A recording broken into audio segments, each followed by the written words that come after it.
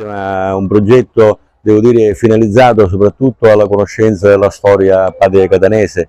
È importante perché i ragazzi hanno recepito tutto ciò che è stato loro detto,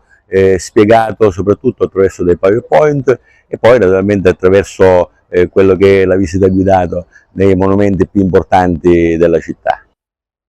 Noi abbiamo tra l'altro la scuola capofila, la Italo Calvino, grazie al dirigente scolastico, professor Impellizzeri, ha varato questo progetto che ha raggiunto, devo dire, l'obiettivo, anche perché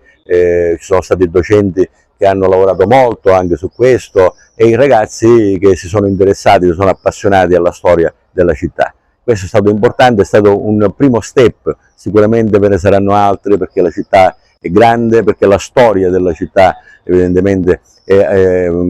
abbastanza importante e quindi è giusto approfondirla. La premessa è stata quella che bisogna conoscere innanzitutto le proprie radici e la conoscenza della città sicuramente offre in questo senso quello che sono gli aspetti più importanti attraverso anche i personaggi, attraverso gli aneddoti.